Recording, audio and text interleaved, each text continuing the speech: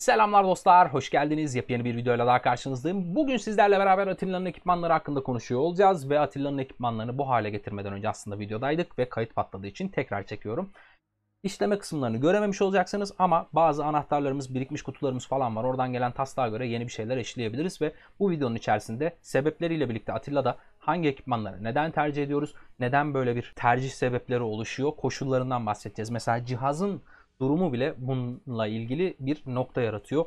Eğer kasıyorsa, çok araya giriyorsanız falan tercih etmeniz gereken ekipmanlarda farklılık yaratabiliyorsunuz.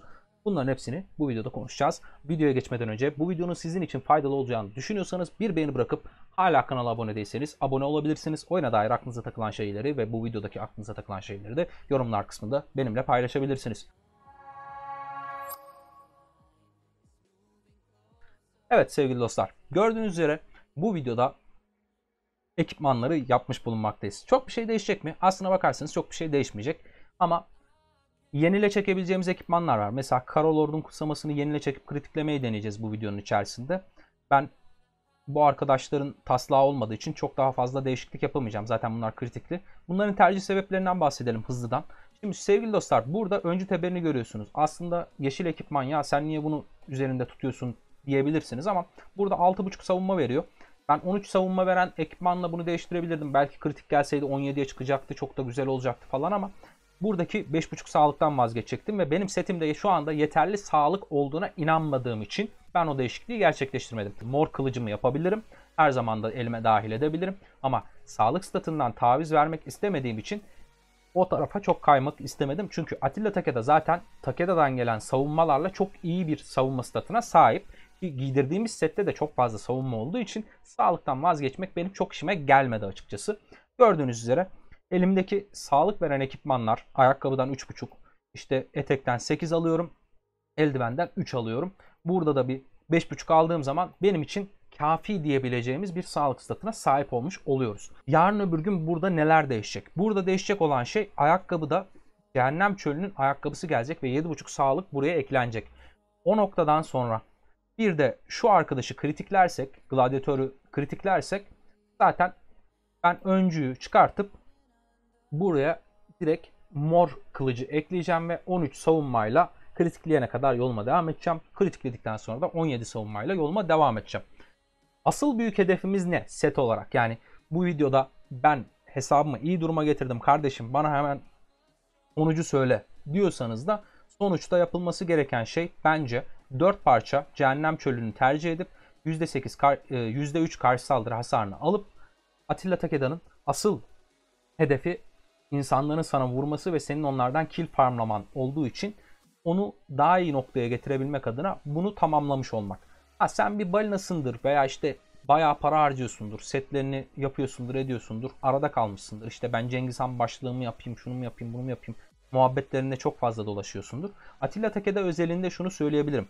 Eğer cihazında bir kasma yoksa, yani süvarinin yapabildiği en iyi şey olan gir çık savaşlarını yapabiliyorsan, yani giriyorsun, vuruyorsun, adam sana döndüğünde veya oda kalmaya başlayabileceğin bir pozisyon oluşmaya başladığı an itibariyle ya da bir saniye öncesinde geri çıkabiliyorsan, gir çık savaşlarını iyilikle yapabiliyorsan, herhangi bir kasma, herhangi bir kıta kontrolü kaybetme durumun olmuyorsa senin yapman gereken şey Cehennem Çölü setinin tamamını yapmak. Set en iyisi değildir.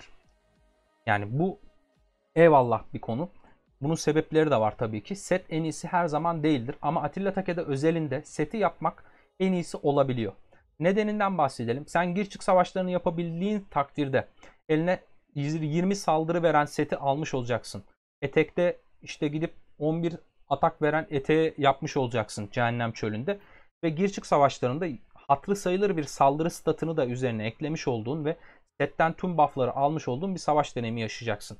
Gelelim free to play'lerin neler yapması gerektiğine. Şimdi free to play ve low spender'ların temel sorunu cihazdır. Free to play ve low spender'larda cihaz kasma sorunu yaşadıkları için başlarına gelen şey şu: kıta kontrolü kaybedilir. 20-30 kıta sana vurur. Sen çok yüksek hasar verirken karşı saldırı çıkarmaya çalıştığın süreci ne kadar uzun tutarsan kill farmlamayı o kadar yaparsın. Yani 100k hastanen asker düşerken takasta 90k geri alma gibi bir durumun olabilir. Kill hanene yazdırma gibi bir durumun olabilir.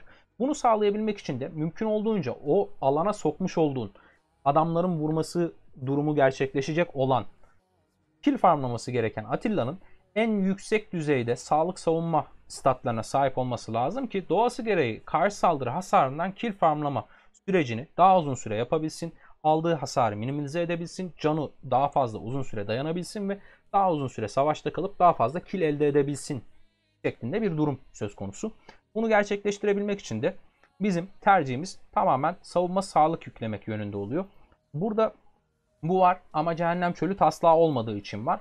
Onun dışında olsaydı değiştirecektim. Bu mavi göründüğü için size yetersiz geliyor olabilir ama 5.5 saldırı veren mor ekipmanı yapıp çok düşük bir ihtimalle kritiklenmesi ihtimalinin gerçekleşmemesi durumunda hem altınımı boşa harcayacaktım hem de onu kritikleme mevzularıyla vesaireyle uğraşacaktım. Onun yerine 3.5 sağlığı tercih ettim ki tek yapışta kritiklendi. Hem beni yormadı hem altın masrafı olmadı. Yani ne oldu? Stat olarak 2 stat azaldık. Saldırı anlamında azaldık ama savunmanın 3.5 sağlığın 3.5'u saldırının 5.5'undan daha büyüktür. Bunu VS testlerinde çoğunlukla görebilirsiniz zaten. O yüzden de bir şey kaybetmedik. Gelelim takılara. Şimdi biz free to play ve low spender'lar, cihaz sıkıntısı yaşayanların dikkat etmesi gereken şey ne? Atilla Takeda'nın karşı saldırı hasarından kill farmlıyorsun. Karşı saldırı hasarından kill farmlıyorsak bizim karşı saldırılarımızı güçlendiren ekipmanlar tercih etmemiz gerekiyor takılarda. Bunlar nelerdir? Zeval yüzüğü bunlardan bir tanesi. %10 ihtimalle 2 saniyeliğine %50 hasar artışı sağlıyor.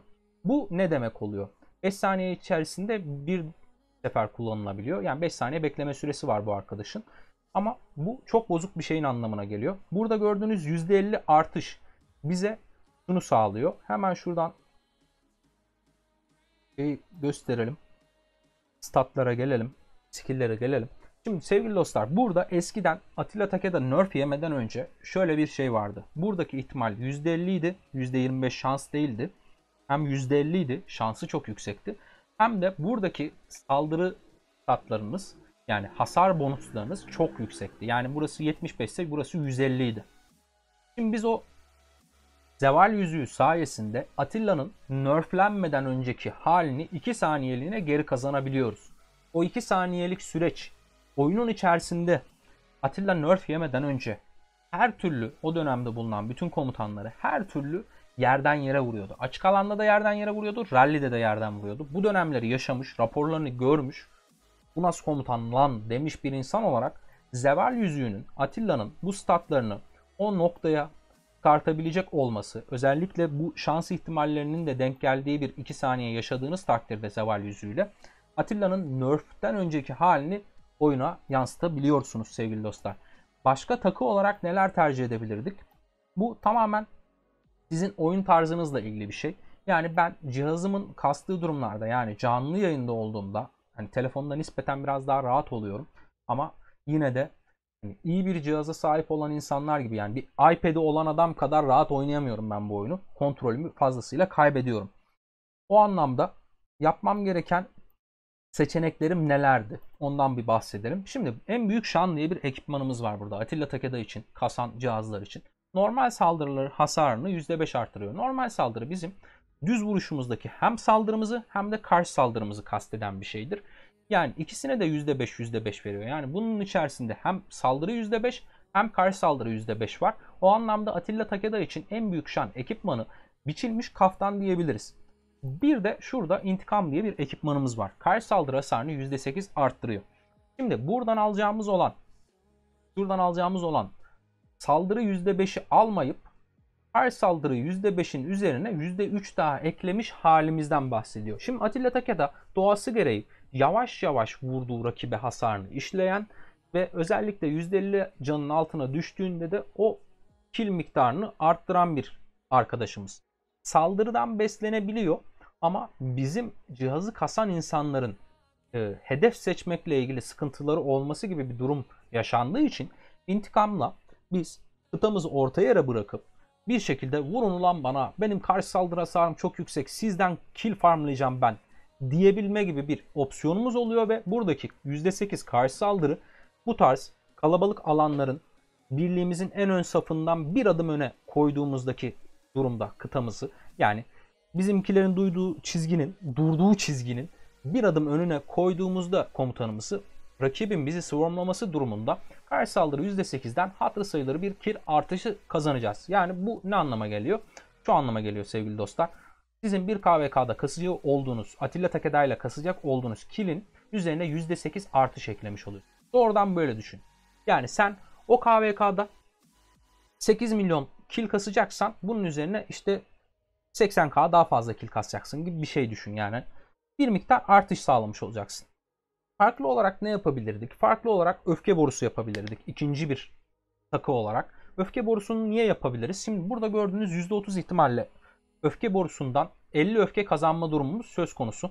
Ve bekleme süresi yok. Yani biz bu 50 öfkeyi normal saldırılarımızı vuruyor olduğumuz süre boyunca kazanabileceğiz. Ve bu 50 öfke bizim daha hızlı bir şekilde beceri kullanmamızı sağlayacak. Biz beceri kullandığımızda neler oluyormuş? Hemen bir bakalım. Sevgili dostlar, burada gördüğünüz üzere normal saldırı hasarı bonusumuz %30 artıyor. Normal saldırı ile ilgili az önce açıklama yaptık. Ne dedik? Karşı saldırı ve saldırıyı içerisinde barındırıyor. Karşı saldırıya da %30 veriyor. Yani burada da bir %30 vardı. %60 karşı saldırı bonusuz kazanıyoruz. Yani biz öfke borusunun bize bir şekilde daha fazla öfke kazandırmasıyla birlikte 4 saniye boyunca kazandığımız bu statlardan daha fazla faydalanmamızı gerektiriyor ve getiriyor. Bu etki sayesinde de daha iyi killer alabiliyoruz. Takeda cephesinde neler değiştiriyormuş hayatımızda? Düşmanın aldığı ek normal hasarı ki %50 arttırıyor. Çok bozuk bir noktaya götürebiliyoruz ve bu skill'lerden çok daha fazla faydalanabiliyoruz savaş alanında. Bu nedenle öfke borusu da Atilla Takeda için bizim söylediğimiz stratejiler içerisindeki insanlar adına geçerli olan ve tercih edilebilecek olan bir ekipman. Şimdi ben olsam hangisini tercih ederdim? Benim için şimdi burada gördüğünüz normal saldırı bir gir çık yapabilecek insanlar için belki uzun vadeli bir savaş düzeninde daha iyi olabilir. Çünkü vuruyor olduğunuz adama da %5 daha fazla vuruyorsunuz. Tatlı olurdu. Ama bunun tercihi biraz daha geri plana düşüyor benim koşullarımda. Benim için ön plana çıkan iki tane ekipman var. Bir intikam, bir öfke borusu. Şimdi ben statlarının yüksekliğini çok sevdiğim için becerilerinden gelen statlarının yüksekliğini her ne kadar 4 saniye sürüyor olsa da bu arkadaşı tercih ederdim. Hem ihtimali çok yüksek hem 50 öfke ile ilgili bir bekleme süresi durumu da söz konusu değil. Sürekli ben bu öfkeyi kazanıp sürekli savaşa etki yaratabileceğim. Öfke borusunu ikinci yaptığım efsanevi ekipman olarak tercih etmekte benim başka bir kıtada kullanacağım zaman işime gelecek bir seçenek yarattığından dolayı öfke borusu tercihiyle yoluma devam etmeyi düşünüyorum. İkinci takı olarak. Ama sonrasında ilerleyen aşamada intikamının da Atilla Takeda'nın durumuna olan etkisini çok merak ettiğim için yapma gibi bir fikrim var. Yani öfke borusunu yapıp uzun süre bir deneyim yaşadıktan sonra intikamı da biraz daha vakit geçtikten sonra yapacağım. Tabi bu neye bağlı? Bu şuna bağlı. Eğer oyundan Atilla Takeda'nın açık alan performansını silmek isteyecek bir değişiklik, bir düzenleme yapmaları gibi olay söz konusu olmazsa yapacağım. Eğer öyle bir durum gerçekleşirse ben bunu yapana kadar intikamı yapmayacağım. O biraz da işte kendimi de garantiye almak için intikamı yapmama tercihi oluyor. Çünkü hani yarın öbür gün hani bambaşka komutanlar çıkartırlar. Atilla Takeda'nın alana çıkmasına bile izin vermeyecek komutanlar gerçekleşebilir. Hani bir iki tane aynı o bahsettiğimiz tarzda bir komutanın çıkması ve Atilla Takeda'yı gördüğünde vurması durumunda biz alana çıkaramayacak duruma gelirsek Atilla Takeda'yı o anlamda intikam da benim elimde kalmış veya patlamış gibi bir durum söz konusu olacağı için böyle bir şey yaşamamak adına intikamı biraz daha geride bırakacağım. Bu arada iki tane takıyı yapabiliyordum ama şeyden vazgeçmem gerekiyordu. Başlıktan vazgeçmem gerekiyordu.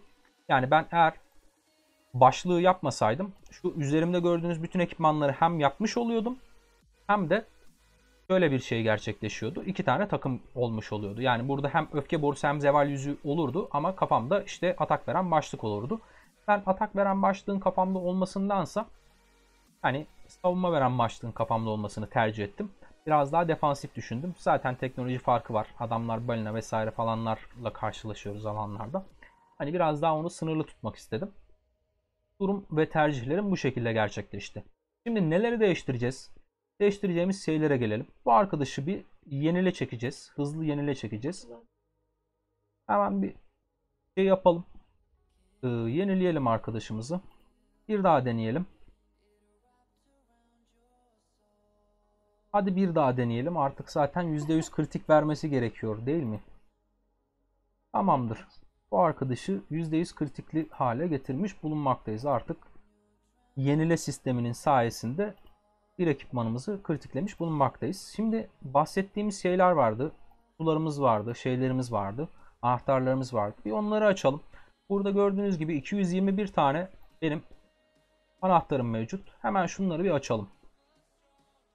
Bunlar sayesinde ekipman güncelleştirmem veya işte gelen ekipman materyaller vesaire sayesinde başka bir şeyler işlemem mümkün olur mu bilmiyordum ama olmadı. Çok da öyle bir imkan sağlamadı. Galip patladı. Üzdü. Şöyle bir gelelim. Bir de şurada şeylerimiz vardı. Birikmiş olan sandıklarımız vardı. Onları açalım. Şimdi şuradan başlayalım. Okçu taslağı zaten. Hani bir şey ifade etmiyor okçu taslağı bizim için ama açmış olalım. 6 tane piyade taslağımız varmış. Onu da açalım. 9 tane süvari taslağımız var. Onu da açtık. Gölge Lejyonu sandığımız var. 120 tane. Hemen onu bir açalım.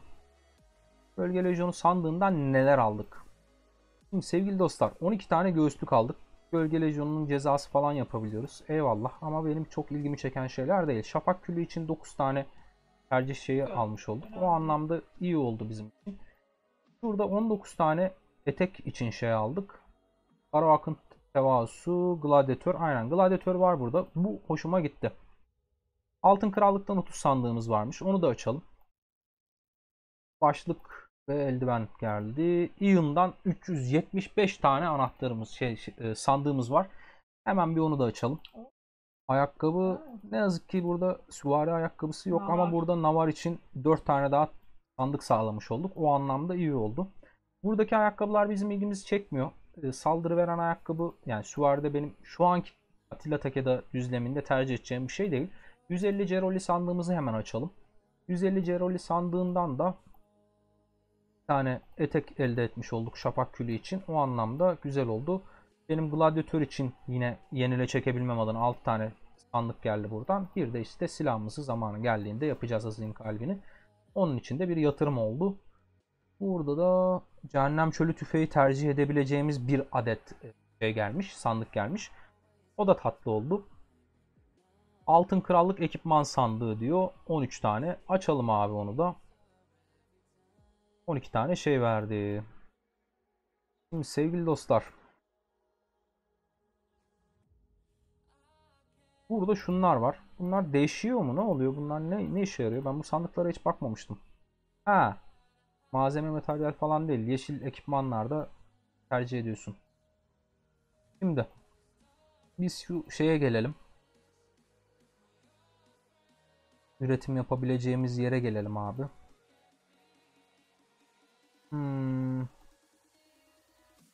Bir Atilla'nın üzerine gelelim. Yenile çekebileceklerimize bir bakalım. Şeyler değişmiş mi? Şimdi buna yenile çekebiliyor muyuz abi? Hızlı yenile. Aha, yenile çekebiliyoruz. Hadi Gladiatör'ü de bir yenileyelim. Olmadı. Bir daha yenileyelim abi. Yine olmadı. Bir daha yenileyelim abi. Tamam. Gladiatörümüzü de kritikledik abi. Güzel. En azından yeterli seviyeye doğru ilerliyoruz. Şimdi yenile çekebiliyor muyuz? Aa, yenile çekebiliyoruz. Yenile çekelim. Oo, 75 attı tek seferde. Bir yenile daha çekelim. Şimdi de kesinlikle gerçekleşmiş oldu. Setimiz gayet tatlı bir hal aldı sevgili dostlar. Keşke şuna da yenile çekebilsek. Ne kadar tatlı olur değil mi? Yenileye bassak ve gerçekleşse. 11 tane varmış aslında. Silahım neyi?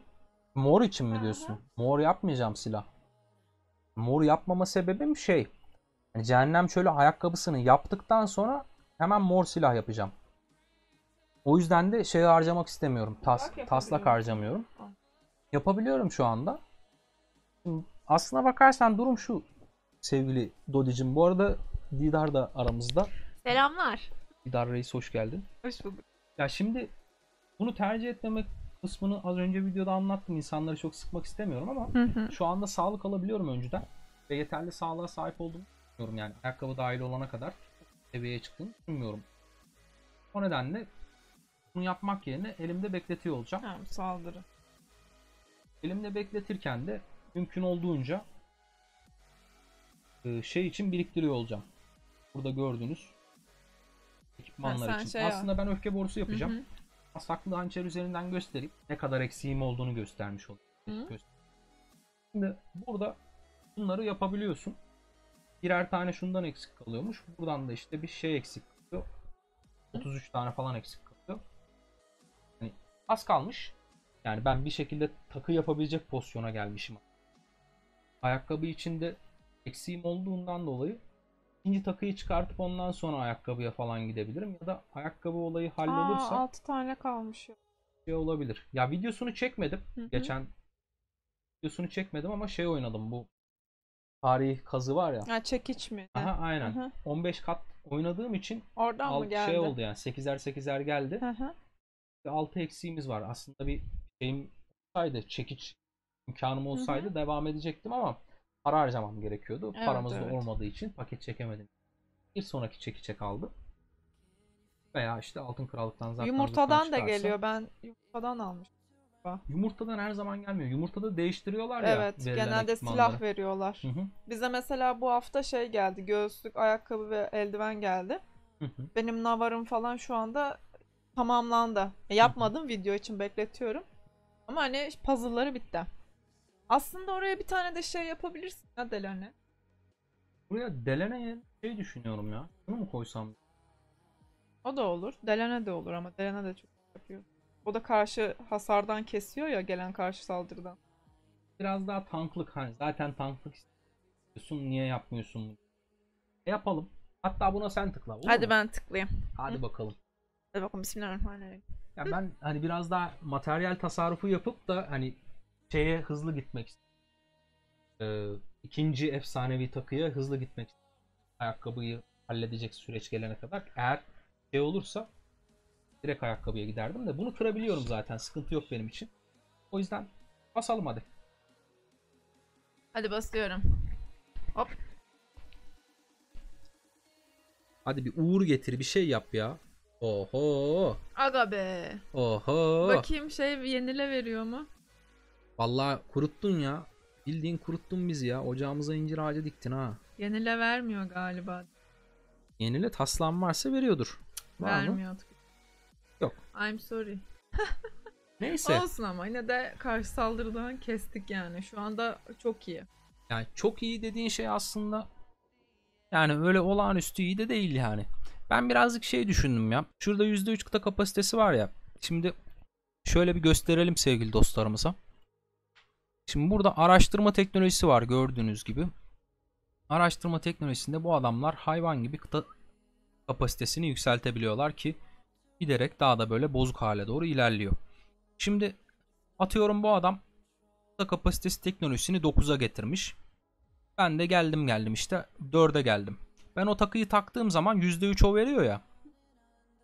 O kıta kapasitesi sayesinde adamla aramdaki farkı mümkün olduğunca minimalize aslında etmiş oluyorum. 5. seviyeye gelmiş Aha, oluyorsun. aynen. Alanda savaştığım insanlarla hani seviyesini bir şekilde yakınlaştırmış olmak istiyorum. Öyle bir durum söz konusu. Şimdi burada insanlar teknolojiyi de gösterdik, gördüler bazı şeyleri. Burada mesela saldırı 2'ye hiç gitmemişim mesela. Neden gitmemişim bunu da merak ediyorlardır. Şimdi sevgili dostlar, ben burada saldırıya gidebilirdim ama saldırı dediğimiz şey aslında temelinde şunu yaratıyor. Sizin vuruyor olduğunuz kıtadan alıyor olduğunuz kili etkileyen bir şey. Yani size vurulduğu zaman saldırı çok da bir işe yaramıyor. Atilla Take'da kullanarak savaşacaksam ben hani vuruyor olduğum kıta sınırlı bir kıta olacak benim için ve bu statı almak yerine mümkün olduğunca kıta kapasitesini yüksek tutmak benim daha çok işime geliyor aslına bakarsanız. O yüzden kıta kapasitesine yönelik bir yatırım yaptım, yani ona yöneldim. Ve zaten şu anda KVK'da da bir savaş durumu söz konusu değil. Yani ilk yayınını yaptık. Bu arada uzun video oldu. Ekipmandan falan saptık konu ama umarım eğleniyorsunuz. Çok da kan sıkıntısı yaratmıyoruz sizde. Şimdi ilk savaşımızı yaptık biliyorsunuz. Birinci bölgede buraya geldik ama bu adamlar ilk gün bir savaşır gibi oldular orada işte. Yayını kapattıktan 1 saat sonra buradaki savaş bitti. Ondan bir 2-3 gün sonra kill event'te kill kasmak için kapının önüne kadar çıktılar. Bizimkiler de işte ayarlı valiyi oynayacak olanlar kapının önüne yığıldılar. Orada bir dövüşme söz konusu oldu. Ama zaten çok kalabalık bir dövüşme de değildi ve valiye kasılma durumu vardı. Hem kill event'te hem de kill event'in bir gün sonrasında yine puan alınabildiği için bir fight durumu oldu. Bugün de bir antik kalıntı oldu ama antik kalıntıda da böyle bir kısmında ben uyuyordum. Yani antik kalıntının bir saat öncesine kadar uyuyordum. Bir saat kala uyandım. Onda da zaten bizimkiler bayağı bir şeydi yani hani dövmüşlerdi. Burayı boşaltmışlardı ben uyandığımda. Hani çok büyük bir savaş oldu mu bilmiyorum. Yani birinci bölgede neredeyse hiç savaş olmadı diyebileceğimiz kadar savaş olmadığı için bu arkadaşlarla daha çok şurada bir savaş oldu ben uyandığımda. Buradaki savaşta da şöyle bir durum vardı. Hani bizimkiler burada 100 kişi ise bu adamlar burada 10 kişi falandı yani. Hani oraya da gitmek istemedim. Çünkü şeydi yani hani bizimkiler böyle kafalarına vuruyordu yani. Şu an mesela bu adamı görüyorsun ya, bu adam bir saniye sonra kayboluyordu. Sonra yenisi geliyordu onun yerine. Öyle bir savaş vardı. Ben de çok oraya bulaşmak istemedim. O yüzden şey yapmadım. Şimdi Atilla Takeda'nın performansını denemek için şey yapacağım. Ekipmanları yaptık madem. Çıkacağım, oraya gideceğim. Ekipman durumumuz bu şekilde. İzlediğiniz için teşekkür ederim. Eğer içeriklerimizi beğeniyorsanız. Bir beğeni bırakıp hala abone değilseniz abone olmayı lütfen unutmayın. Onun dışında aklınıza takılan soru işaretleri varsa bu videonun altına. Evet, yorumlarda bize yazabilirsiniz. Bir de sevgili bir dostumuz vardı, oyundan yazmıştı bana. Ares miydi Nikit ama Ares, emin evet. değilim. Dün yazdı. Hani Atilla'nın ekipmanları ile ilgili. Direkt cevap veremedim. Hani o an hani oyunda çok aktif olduğum bir saat değildi. Direkt cevap verebilecek vakitim olmadı ama videodan cevabını almış olursun diye düşünüyorum. Bu videoda zaten senin için çekildi sevgili dostum. Tekrar bir videoda görüşene kadar kendinize çok iyi bakın. Hoşça kalın. Hoşça kalın. Bay bay. Bay bay.